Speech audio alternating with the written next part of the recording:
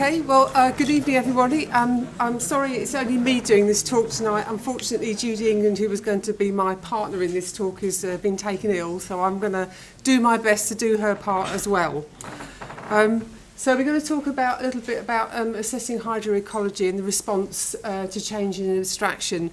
There's a couple of there's some examples from what was done in the past on the Misbourne. And then I'm going to go on to what we're doing now and into the future. And the example we're going to do is the Mimram. Okay, so I've just said that. So the sustainability reductions on the Misbourne over the winter of 1997 and 98, abstraction was reduced in this catchment. It was reduced by, in total, about 15 megalitres a day. So the Thames water abstraction in the upper catchment reduced by 7 megalitres a day, and the affinity water abstraction reduced by 8 megalitres a day.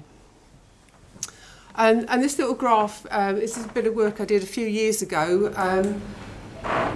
What it basically shows, I hope you can still hear me, I actually did some rainfall runoff modelling to reproduce naturalised flows on the lower part of the catchment.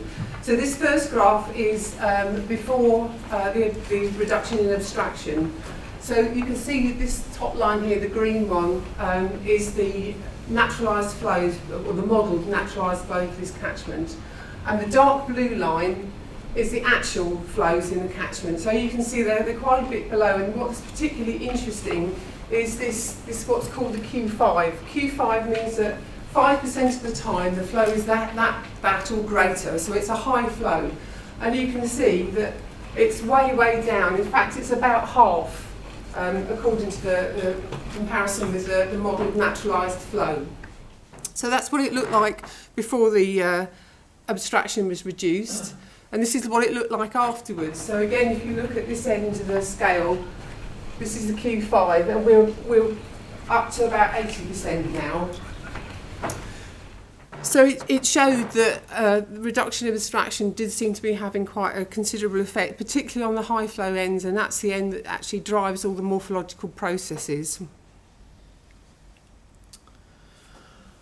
So this is an accretion profile. This is comparing two climatically similar years before the abstraction and was reduced and afterwards. So if you look at the pink and the blue, which is these two, for April. So you can see before abstraction was reduced, it actually dried in that section, but after abstraction was reduced for a similar climatic year, it actually kept going. And again, if you look at the latter part of the years, the September ones, you can see that after abstraction was reduced, it actually, whereas before it actually dried again, after abstraction was reduced, it didn't actually dry in that section. So it seemed to show that, reducing abstraction, as expected, certainly had an effect on flows in the river.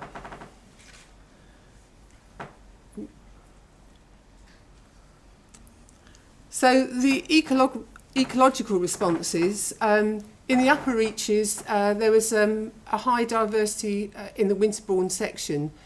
Basically what happened just before the reduction, there was quite a severe drought, and the whole of the top section was dry. In fact, the whole river was dry from, this is the Misbourne, from the sewage works at Denham upwards. It was virtually all dry.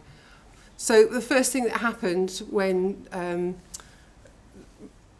following that drought, there was also then a very wet year. I'm sure a lot of you remember the Easter 1998. There was some severe flooding over the whole country, and we actually had more recharge in that April than we had for the whole of the previous winter.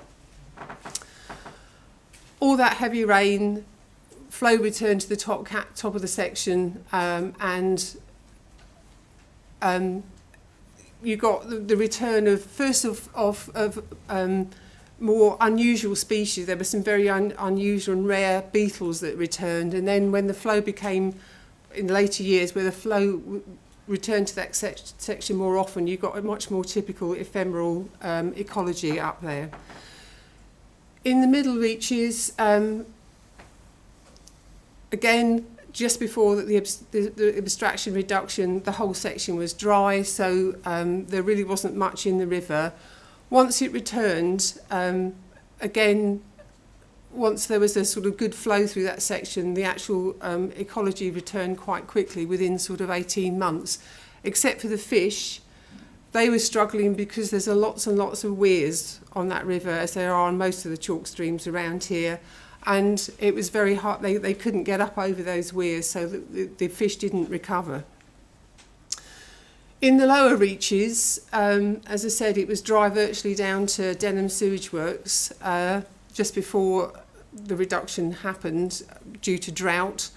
So in those reaches, there were some small pools that kind of retained a small amount of invertebrates, which were able to then, once the flows returned, once we had the wet winter and there was less abstraction, they were able to repopulate the whole of that lower section. The other thing that happened in the lower section is once we got a lot more flows, say with the wet winter, there was a lot of morphological processes, a lot of silted areas, the silt got removed and re-exposed the gravels. So the conclusions for that original study were that, yes, certainly reducing abstraction made some difference to flow. There were changes in ecology, but because we had a severe drought just before and a very wet, one of the wettest winters on record just after, it was very difficult to unpickle what was recovery due to reduced abstraction and what was recovery due to the fact we were coming out of a drought and into a wet period. And you can't make the links between the changes. And this was partly because the monitoring wasn't really integrated. The other thing that it definitely showed was that the channel modification influences the recovery of the river. So I'm just going to do a little bit about channel, the sensitivity of channels to changes. On the left-hand side, you can see a very deep channel, and Kevin was talking just now about, with deep water, you don't get the sort of ranunculus, you don't get the macrophytes because there's not enough light. At high flows in these sort of deep channels, there are no areas of slow flow. It's all very fast flow. There are no areas then for refuge for fish. And often the macroinvertebrates actually get swept out as well. And at low flows with a very flat bed, again, the whole channel's just very similar flow. There's no small area where there's faster flow. There's no area where there's any oxygenation going on. And you can compare that with the channel on the right, which is much more natural. In both at high and low flows, you get areas of fast flowing and areas of slow flow. So the slacker flow areas where things can, be in refuge. You also see that there's lots of macrophytes, and as Kevin said in the previous talk, macrophytes are very important as a habitat area for macroinvertebrates. So this is just showing a little bit of what happens when you get some habitat restoration and how it affects flows. This example is actually on the Chess up in Chesham. Again, on the left is the channel. It's exactly the same channel, and it's pretty well the same sort of flow going through. But on the left, it's before restoration, so we have a very wide section. It's very slow flowing. There's no features in it. There are no macrophytes in it. On the left, that's on the left. On the right, you can see where the river restoration has come in. They've narrowed the channel. You're getting in-channel plants. You're getting marginal plants. You can see the gravels again compared to the sort of uniform silt. So, changing habitat or river restoration is a very good way of supporting flows. Okay, so that was a bit about what happened on the Misbourne and our experiences of the Misbourne. So now we're going to come on to what's happening now and what's going to be happening in the future. So they say the example I'm going to give is the River Mimram. This little map I've just shown here all the different types of reaches, and as you can see, the green bits are mill races, the blue bits are natural, and the red is areas where there's some kind of channel alteration has gone on. And as you can see, there aren't many blue bits on this river, as there are on most of the chalk streams around here. Lots of those rivers are actually, the actual channel is actually an old mill race, or it's been altered, you know, weirs have been put in. So you can see where I was talking earlier about how important it is to have a natural channel. There aren't many natural channels left on these rivers, which is why river restoration is very important. So, what are we doing now in the way of monitoring so that we can look at how things will improve once the sustainability reduction and river restoration has been done? Okay, so we are going to do spot gauge or flow measurements at all these points on the Mimram. And there's also 3 gauging stations, so we can use all these points as well. We're going to do macrophyte, the aquatic plant sampling at all these locations. And we're going to do macroinvertebrate sampling at all these locations. So that's quite a large piece of work. But there are other things that are going to be going on as well. Anywhere where river restoration is done, we will do either a river habitat survey and we might well do the river restoration rapid assessment method as well. And I know that there are some of you, somebody mentioned the riverfly monitoring earlier, and I know some of the people here actually do riverfly monitoring. So we have volunteers out, or you know, the Herts and Middlesex Wildlife Trust have been involved in this. There are lots of volunteers who are going out and measuring doing the riverfly monitoring, and all that information is going to be of great value. The great thing about that is that it's done monthly. The macroinvertebrates that I'm showed up on the map there, they're only going to be done twice a year, which is the standard method for macroinvertebrates. You do them in spring and autumn. But the fact that there are also going to be people out there, citizens like yourself, measuring stuff monthly is just going to be such a brilliant additional bit of information for us. And I know some of them, the people that are already doing the monitoring, are actually going to be taking fixed point photography for me as well. So again, thank you very much for your time and effort in doing that.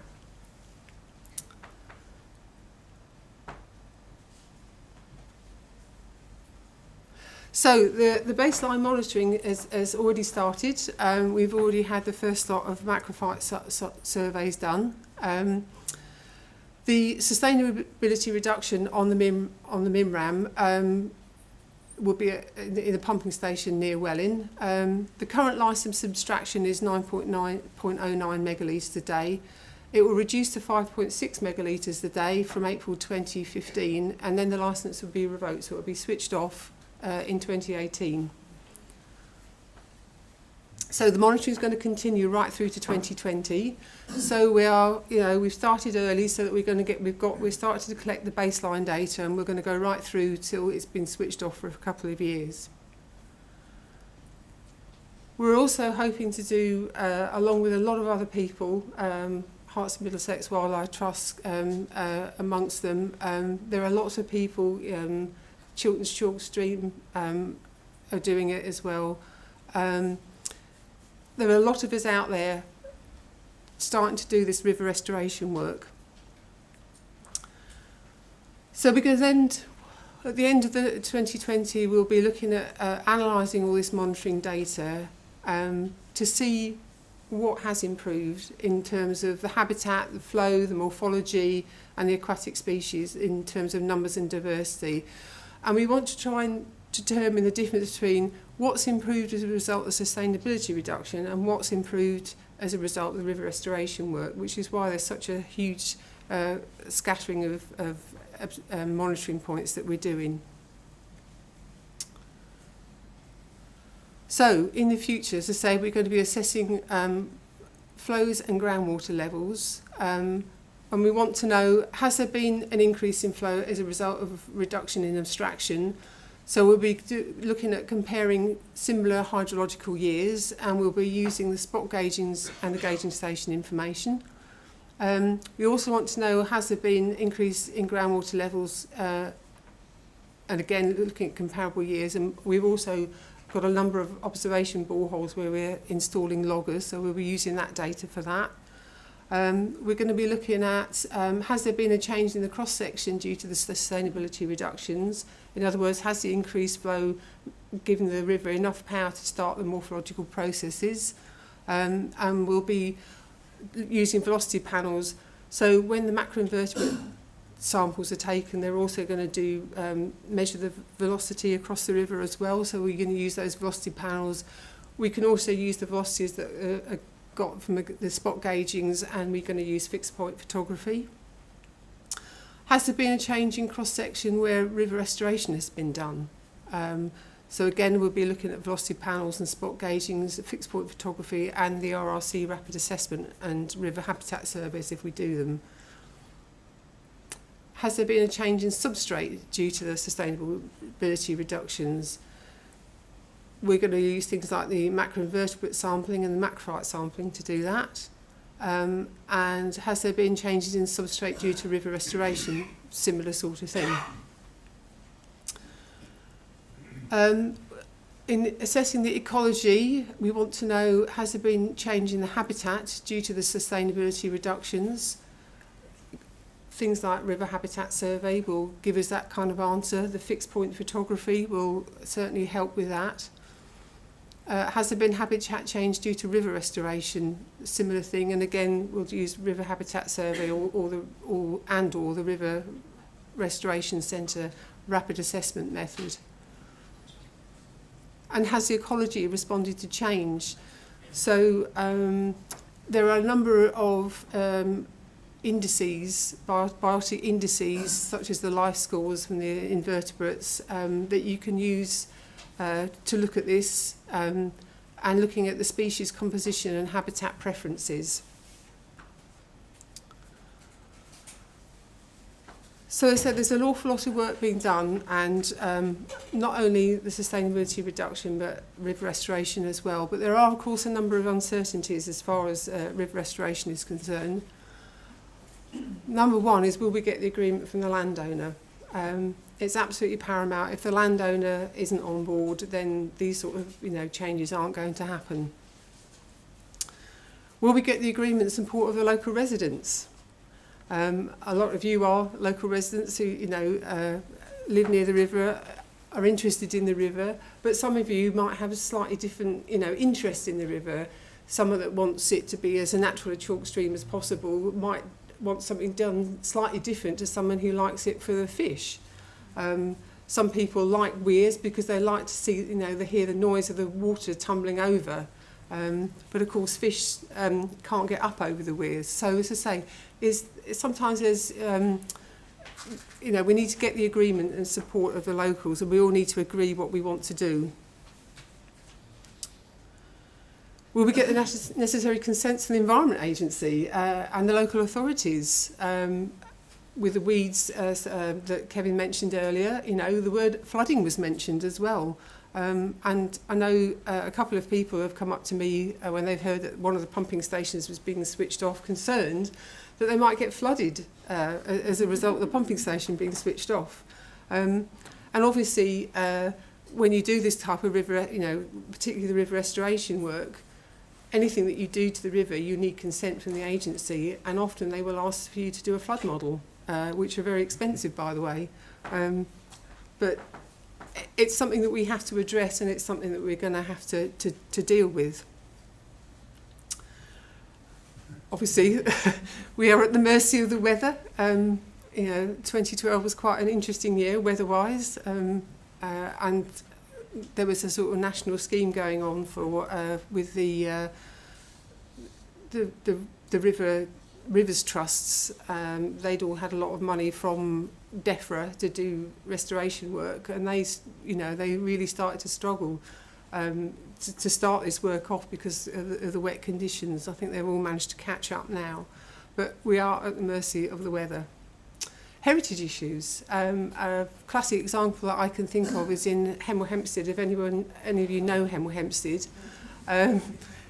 through the town in the 1960s, an architect called Jellicoe put all these lovely concrete weirs, and they're all about kind of this high, and it's kind of sort of created what basically looks like a canal with, you know, weiring over these big concrete structures. Now, a lot of people like that, and unfortunately, this it's called the Water Gardens, and it's now had a preservation order put on it. So it kind of flies in the face of, you know, what should be a chalk stream is now being, and they've now got, you know, HLF money to restore it into its former glory.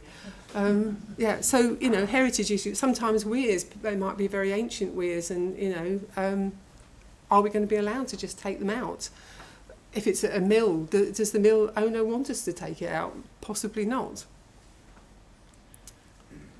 Conservation issues.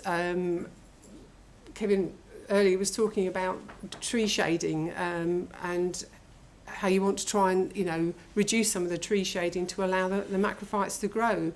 But again, they might have a preservation order on some of the trees. Proximity of services. I know lots of people have kind of done walkover service. They said, oh yes, you know, we think we should re-meander this river here, put it back in its proper channel.